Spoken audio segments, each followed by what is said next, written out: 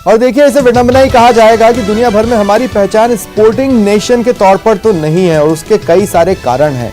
पर आज हमने जो मुहिम शुरू की है उसका मकसद है कि राजस्थान में खिलाड़ियों को उनका हक, उनकी सुविधाएं मिल पाए, मोटिवेशन मिल पाए, क्योंकि हमने कई बार देखा है कि जो पॉलिसी मेकर्स हैं उनकी कई सारी प्राथमिकताएं होती हैं। उन प्राथमिकताओं में स्पोर्ट्स कहां है ये खंगालने की जगह उनके सामने लाकर हम वो हालात रखेंगे कि इन चीजों में सुधार की जरूरत है ताकि स्पोर्ट्स रहे और किस्मत खोले। मेरे तमाम गेस्ट मेरे साथ लगातार बने हुए हैं। देवेंद्र भाई, मैं आपके पास आ रहा हूं। जिस स्पोर्ट्स कल्चर की आप बात कर रहे थे, अगर मैं सिर्फ राजस्थान की अगर बात करूं तो उस स्पोर्ट्स कल्चर को पाने में क्या हम सही दिशा में बढ़ रहे हैं? अगर नहीं बढ़ रहे हैं तो कितना वक्त लग सकता है? बिल्कुल, मैं कहना चाहूँगा, देश की भी बात करूंगा और प्रदेश की बात करूंगा, क्योंकि मेरे ख्याल से कंट्री की बात करना भी जरूरी है।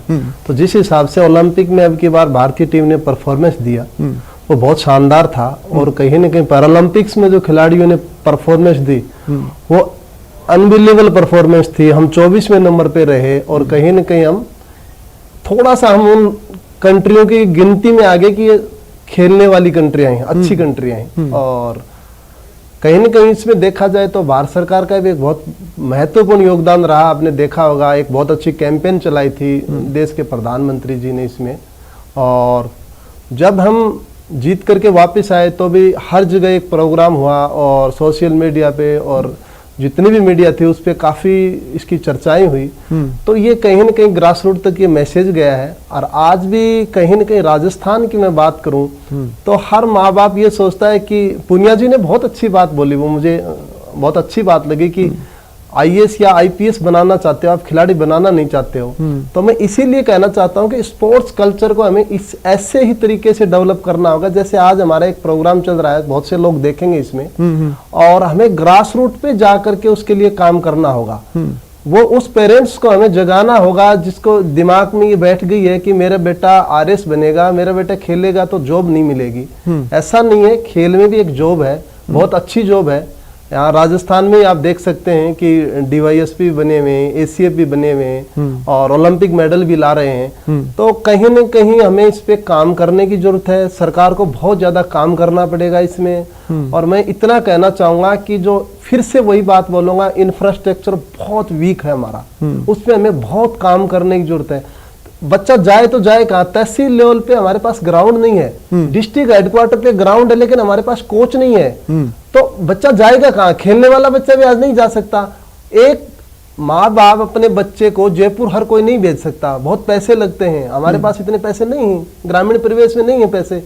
तो मैं ये कहना चाहूंगा, ग्रामीण परिवेश में जाइए, वहां पे प्रतिभाएं हैं। तहसील लेवल पे आप कम से कम एक ग्राउंड या एकेडमी खोलें और एकेडमी का एक लेवल रखें। उस पे खाने का क्या सिस्टम रहे, उस पे कोच का क्या सिस्टम रहे, उस पे फिजियो ट्रेनर रहे, फिजियो रहे, फिटनेस ट्रेनर, इस टाइप का हमें काम करना होगा। भले ही आप शुरुआत इनिशियली लेवल पे छोटे स्तर पे शुरुआत कर दें, लेकिन ये काम करना पड़ेगा आपको। दुनिया में आपको राजस्थान को अपने आप को दिखाना है नेशनल लेवल पे, तो ये काम करने की बहुत ज्यादा जरूरत है आपको। बिल्कुल। और जैसा कि आपने कहा, देखिए अब कई सारे ऐसे खिलाड़ी होते हैं जिनको ये नहीं पता कि इंजरी से कैसे उबरना है या इंजरी के बाद अपने खेल में किस तरह के एडजस्टमेंट्स करना है।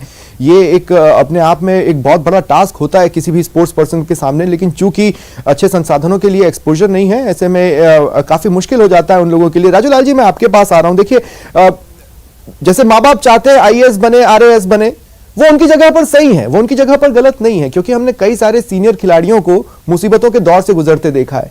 हमने कई सारे सीनियर खिलाड़ियों को सरकार को ये याद दिलाते देखा है कि भाई मैं इतना परफॉर्म करके बैठा हूं, मेरा अवार्ड अब भी आपके पास पड़ा है, क्या कभी मेरे नाम को अवार्ड के लिए आप लोग कंसिडर करेंगे? वो जब खिलाड़ियों को इस परेशानी में देखते हैं तो पेरेंट्स भी उतना, मैं सिर्फ ये कहना चाहता हूं कि एक ट्रांसपेरेंट सिस्टम, एक ट्रांसपेरेंसी एसोसिएशन लेवल से लेके अवार्ड के लेवल तक, सिलेक्शन तक, क्राइटेरिया तक अगर रहती है तो ये बहुत बड़ा बोनस हो सकता है स्पोर्ट्स पर्संस के लिए। राजू भाई, मैं आपको बताना चाहूँगा कि ये मुहिम है खेल से खोलो किस्मत, इसके माध्यम से भी और ज़्यादा से ज़्यादा जो भी स्पोर्ट्समैन, जो खिलाड़ी निकलता है वो निकलता है एक स्कूल से पहले गांव में खेलता है, गांव के बाद स्कूल लेवल से कॉलेज लेवल पे। तो मैं ये मैसेज देना चाहूंगा, ये बताना चाहूंगा कि गांव स्तर पे जो स्कूल के अंदर जो पीटीआई वगैरह है वो खिलाड़ियों को मैसेज दे, क्योंकि अच्छी अच्छी पॉलिसी आज मैं आपके सामने बैठा हूं और मैं आज डायरेक्ट डिवाइस पे लगाऊं तो मैं भी खेल के बेस पे ही बनाऊं। तो मैं भी ये खिलाड़ियों को और कोचेज को और उनके जितने भी जो पीटीआई वगैरह उनको भी यही बताना चाहूंगा कि वो खिलाड़ियों को और उनके पेरेंट्स को गाइड करे कि स्पोर्ट्स से जो प्रोफेशनल स्पोर्ट्स आप करें, प्रोफेशनल स्पोर्ट्स से आपकी जॉब की शॉर्टी है, क्योंकि अभी गवर्नमेंट भी काफी अच्छा कर रही है, ए बी सी 3 कैटेगरी बना रखी है। जो भी स्टेट प्लेयर भी जो स्टेट की तरफ से भी रिप्रेजेंट कर रहा है उसको भी जॉब मिल रही है, इंटरनेशनल लेवल पे जो भी रिप्रेजेंट कर रहा है या मेडल ला रहा है उसको जॉब मिल रही है। तो सबसे पहले खिलाड़ियों और उनके पेरेंट्स जागरूक हो कि खेल से भी हमें जॉब मिल सकती है, उनको ये मैसेज हो, उनको ये कन्वे हो कि खेल के अंदर भी भविष्य सेफ है। इंजरी वगैरह की बात करूं तो इंजरी मैं खुद 2-3 बार मेरे जो बड़ी इंजरी हुई है, कि एशियल हुआ है, ये तो स्पोर्ट्स का पार्ट है। कोई सा भी खेल हो, पेन और इंजरी दोनों एक खेल का पार्ट है। तो ये उतार चढ़ाव आते जाते हैं, लेकिन पूरा स्पोर्ट्स लाइफ के अंदर जो भी हमें इंजरी होती है उससे ना घबराएं और बेस्ट से बेस्ट करते रहें। मैं इसी पर आपसे बातचीत करूंगा, लेकिन उससे पहले मैं ये बताना चाहता हूं कि हमारे खेल मंत्री अशोक चांदना जी इस वक्त मेरे साथ जुड़ रहे हैं। चांदना जी, स्वागत है आपका न्यूज़ 18 राजस्थान पर। आप तो खुद खिलाड़ी रहे, खिलाड़ियों के दर्द को आप भी समझ सकते हैं, लेकिन अब वो ऐसा वक्त आ चुका है कि खिलाड़ियों को अपना दर्द बयां ना करना पड़े, बस उन्हें जो चाहिए उसको मिलने का रास्ता बनता चला जाए।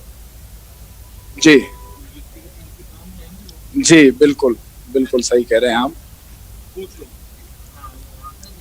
इस मुहिम में आपके साथ की जरूरत होगी। देखिए, हम रोज कम से कम एक जगह की खबर तो लेकर आएंगे। अगर आप किसी को बोलेंगे, मॉनिटर करेंगे, तो विश्वास मानिए बहुत सी चीजें आप तक यूं ही पहुंच जाएगी। आपके साथ की जरूरत है मुहिम में। देखिए, ये एक बड़ी खूबसूरत मुहिम है जो न्यूज़ 18 छेड़ रहा है, और मेरा विशेष इंटरेस्ट इसमें बन जाता है क्योंकि ये खिलाड़ियों और खेलों से संबंधित एक शानदार सोच है। और मैं समझता हूं कि केवल सरकार अकेली पर्याप्त नहीं है किसी भी संभाग में अच्छा काम करने के लिए। आप जैसे पत्रकार साथी इस प्रकार की शानदार मुहिम, जनता का साथ, जनता के जो सक्षम लोग हैं उनका साथ, हम सब पूरा समाज मिलकर जब कोई एक फर्टर्निटी को उठाएंगे, जैसा कि हम सब ने ये ठान रखा है कि हमने खेलों को आगे बढ़ाना है। निश्चित रूप से पूर्व में खेल विभाग बड़ा उपेक्षित रहा है, लेकिन ये 3 साल में आप देखेंगे किस प्रकार से माननीय मुख्यमंत्री जी ने खेल विभाग के लिए हर प्रकार के द्वार खोल दिए हैं। अभी चाहे वो आउट ऑफ टर्न पॉलिसी हो, चाहे 2% में अमेंडमेंट हो, मैदानों के ऊपर खिलाड़ियों का फुटफॉल पहले के मुकाबले कई गुना बढ़ गया है। हाँ, सुविधाओं को लेकर आपकी बात सही है, कहीं ना कहीं सुविधा और स्ट्रक्चर हमारा कमजोर है। हाँ। इसको मुझे मानने में कोई वो नहीं है, और ऐसा है, लेकिन अब यहाँ से हमने सुधार करना है। अनेकों तो प्लानिंग है आपके पास? बहुत जल्दी मैं आपको बताऊंगा। मतलब इंफ्रास्ट्रक्चर को लेकर कोई प्लानिंग? सबसे पहला जी केवल इंफ्रा का स्ट्रक्चर नहीं, मैं समझता हूँ का कंप्लीट स्ट्रक्चर, उसमें इंफ्रास्ट्रक्चर भी होता है, लेकिन सबसे पहला जो हम कदम अब हम जिस ओर बढ़ रहे हैं, हालांकि उस पर काम चल रहा है, मैं आपको जस्ट द आइडिया शेयर कर रहा हूँ, क्योंकि आपने पूछा कि इस पर हम क्या काम कर रहे हैं। काम में आप देखिए कि खेल विभाग असलियत में तो विभाग ही नहीं है, ये एक क्रीड़ा परिषद है, और परिषद खेलों को राजस्थान में चला रही है। कहीं ना कहीं रिस्पॉन्सिबिलिटीज हम लोग इसको प्लान कर रहे हैं कि खेल को विभाग बनाया जाए, डिपार्टमेंट बनाया जाए, प्रॉपर फंक्शनल डिपार्टमेंट। और फंक्शनल डिपार्टमेंट बनने के बाद में आप समझिए कि चाहे वो कोचेस की संख्या है, चाहे वो अधिकारियों कर्मचारियों की संख्या है, चाहे वो फैसिलिटेटर्स की संख्या है, कम से कम 10 गुनी हो जाएगी। और मैं समझता हूँ कि हर ब्लॉक के ऊपर जब तक हम खेल विभाग अपनी उपस्थिति दर्ज नहीं कराएगा, लेकिन हमें अपना बजट भी इंक्रीज करना पड़ेगा। देखिए, आपकी जो प्लानिंग है बहुत सुंदर प्लानिंग है, लेकिन हमें अपना बजट भी इंक्रीज करना पड़ेगा। हरियाणा से कंपेयर करें या दूसरे राज्यों से करें तो लगता है कि राजस्थान में बजट कम है। ये बात सीएम तक पहुंचनी चाहिए। देखिए, पूर्व में स्टेट बजट के मुकाबले सीएम साहब ऑलरेडी 7-8 गुना बजट को कर चुके हैं, और वो सारी योजनाओं के बारे में सीएम घोषणा पत्र है और वो मैं आपकी टीम को दे दूंगा। 7 से 8 गुना ज्यादा सीएम साहब बजट कर चुके हैं। और जैसे ही ये डिपार्टमेंटल जिस दिन घोषणा कर देंगे डिपार्टमेंट बनने की, तो ऑटोमेटिकली बजट तो बढ़ाना ही पड़ेगा, क्योंकि जब number of facilitators, number of coaches, number of administrators जब इसमें बढ़ेंगे तो ऑब्वियसली बजट बढ़ेगा, एडमिनिस्ट्रेशन बढ़ेगा, काम बढ़ेगा। तो बजट की मैं आपको बता दूं, खेलों के लिए बजट की कोई समस्या नहीं है। समस्या क्या है कि पूर्व में इसके ऊपर क्योंकि ध्यान नहीं दिया, तो उस पैसे को लगाना क्या है और इस पैसे को लगाना कैसे है, वो प्रोफेशनल लोगों की कमी है, वो आइडियाज की कमी है, उस विल पावर की कमी है कि राजस्थान में भी क्या हम इतना पैसा इन्वेस्ट करके नए आइडियाज को इनकॉर्पोरेट करके खेलों को आगे बढ़ा सकते हैं। समस्या वहां आ रही है। मुख्यमंत्री जी की तरफ से पैसे की कोई कमी नहीं है, वो तो कहते हैं आओ और ले जाओ, पर ले तो जाएं, उसको लगाना कहाँ है। तो ये एक प्रिपरेशन है जो केवल सीधा, मुझे तो लगता नहीं कि केवल स्टेडियम बनाने से खिलाड़ी बन जाएंगे। की तरफ देखा जाए, प्राइवेट मार्केट की तरफ देखा जाए इस नीति को कंप्लीट करने के लिए, नहीं, प्राइवेट मार्केट अगर इसमें सहयोग करता है तो और कर भी रहा है। आज अगर आप पिछले 5 से 10 साल में देखिए तो कितनी प्राइवेट एकेडमीज भिन्न स्पोर्ट्स की स्टेट के अंदर आ गई हैं। वो भी एक अपॉर्चुनिटी है, वहां भी स्पोर्ट्समैन तैयार हो रहा है, वहां पर भी उनको ड्रिल्स मिल रही है, वहां पर भी उनको जो है ट्रेनिंग्स मिल रही है। तो ऐसा नहीं है, प्राइवेट कॉर्पोरेट साथियों ने भी इसके अंदर एक बहुत बड़ा रोल अपनाया है, लेकिन हम गवर्नमेंट के माध्यम से ही इसके अंदर बदलाव लाएंगे। अच्छा, सिंसियरली एक बात सोच के दिखाइए, सोच के बताइएगा अशोक चांदना जी। मैं पूर्व में, आपको तो शायद याद भी नहीं होगा, कुछ इश्यूज पर आप और मैं साथ में बैठे हैं प्राइम डिबेट में और हमने चर्चाएं की है स्पोर्ट्स से रिलेटेड इश्यूज में। मैं ये कहना चाहता हूं कि कई बार ऐसा लगता है कि खेल नीति बहुत अच्छी है, कई बार ऐसा लगता है कि नहीं, खेल नीति कई चीजों में बाधक बन रही है। ओवरऑल जो निष्कर्ष निकल कर आता है, कई खेल पत्रकार भी ये कहते हैं कि जो राजस्थान की खेल नीति है उसे फिर से रिडिजाइन करने की जरूरत है। जी, देखिए, खेल नीति का काम अभी चल रहा है, हमारी एक कमेटी इसके ऊपर काम कर रही है। और अब हमारी ये जो हम ग्रामीण ओलंपिक्स करा रहे हैं, ग्रामीण ओलंपिक्स महीने 1.5 महीने में संपन्न हो जाएंगे। उसके बाद में जो हमारी टॉप प्रायोरिटी रहेगी वो खेल नीति और डिपार्टमेंटल स्ट्रक्चर बनाने की रहेगी। तो मैं ये तो आपको विश्वास से बता सकता हूँ कि कोई भी नीति हमेशा के लिए सही नहीं होती। जब ये बनी थी तब ये शानदार नीति थी, लेकिन जमाना बदल गया है, उसमें समय बदल गया है, कंपटीशन लेवल बदल गया है, खेलों का तौर तरीका बदल गया है, आयोजनों का तौर तरीका बदल गया है। तो निश्चित रूप से एक पूरी संपूर्ण ट्रांसफॉर्मेशन की हमारी खेल नीति को जरूरत है और बहुत जल्दी कुछ ही महीनों में आपको एक नई खेल नीति मिलेगी। ये मैं आपसे निश्चित रूप से आपको विश्वास दिलाना चाहता हूँ। चलिए, तो मैं तो हमेशा कहता हूं कि देखिए, बोनी अच्छी हो तो बाकी तो सफर अच्छा रहता ही है। अब अगर आप ये आश्वासन दे रहे हैं तो बोनी तो हमारी अच्छी रही है। अशोक चांदना जी, अब देखिए, हम अपने इस मुहिम क्या, ये जो मुहिम आज हमने चालू की है, हम ये जानते हैं कि हमें कितने आगे तक जाना है और कहां तक जाना है। आप भी ये जानते हैं, ये बहुत खुशी की बात है कि आपको कहां तक जाना है और किस हद तक अपनी सोच को ले जाना है। मैं आपका एक फाइनल कमेंट इस बात पर लेना चाहता हूं कि आप हमसे क्या उम्मीद कर रहे हैं, इस मुहिम को हम किस तरह से लेकर आगे बढ़ें और हम आपसे क्या उम्मीद करें, उसमें आपसे क्या सहयोग मिलेगा। हम लोगों ने, आपको ध्यान होगा, माननीय मुख्यमंत्री जी ने इस बार हमारे बजट के अंदर स्पोर्ट्स स्कूल, 2 स्पोर्ट्स स्कूल की घोषणा करी है, जोधपुर में और जयपुर में। और कोविड होने के कारण इस जुलाई में सेशन स्टार्ट नहीं हो सके, लेकिन आने वाली जुलाई में हम उसके सेशन स्टार्ट करेंगे। ये मैं आपको विश्वास दिलाना चाहता हूं, ताकि स्कूल से ही हम जो हमारे अच्छे एथलीट्स हैं, प्रॉमिसिंग एथलीट्स हैं, उनका हैंड होल्डिंग हम स्कूल से करें।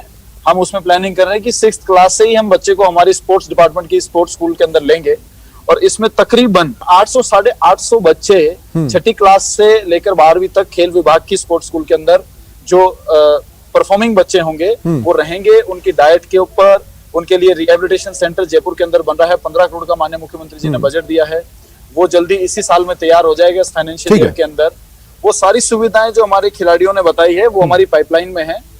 निश्चित रूप से कोविड की वजह से वो डिले हुई हैं, लेकिन हम 2024 ओलंपिक्स, 2028 ओलंपिक्स, 2026 एशियन गेम्स और एशिया कॉमनवेल्थ के अंदर कौन कौन से बच्चे हैं जो उसमें परफॉर्म करेंगे, उस हिसाब से बैचेस को छांटकर उसमें ठीक है। तो मैं उम्मीद कर रहा हूं कि जैसे मेरे नीचे तमाम विंडोज में आप हमारे गेस्ट देख रहे हैं, उनमें से 3 वो हीरोज हैं उन जैसे और हीरोज निकलकर सामने आए। अगली बार विंडो में आपका बच्चा भी हो सकता है। अगर आप खिलाड़ी हैं तो आप भी हो सकते हैं। आपकी मेहनत में हम पूरी तरह आपके साथ हैं। इस विश्वास के साथ ही हमने इस मुहिम को शुरू किया है कि आप भी हमारे साथ इस मुहिम में जुड़ेंगे। बहुत बहुत शुक्रिया देवेंद्र झाझड़िया जी, कृष्णा नागर जी, राजू लाल जी और अशोक चांदना जी, आप सभी का मेरे साथ जुड़ने के लिए और इस मुहिम को एक खूबसूरत शुरुआत देने के लिए, क्योंकि इस मुहिम में अब जरूरत है आपके साथ की। देखिए, मैं ये कहना चाहता हूं कि मुश्किल हालात है, मुश्किल फैसले का वक्त है, पर बात हमारे बच्चों की है जो हमारे सम्मान के लिए दुनिया से लोहा लेने की तैयारी कर रहे हैं। क्या हम उनके लिए इस मुहिम में अपना योगदान नहीं दे सकते? इसलिए फैसला लेना बेहद आसान है। आपको सिर्फ हमारे साथ जुड़ना है। न्यूज़ 18 राजस्थान आपसे अपील करता है, खेल से खोलो किस्मत। याद रखें, राम सेतु बनाने में गिलहरी का योगदान भी बहुत बड़ा था।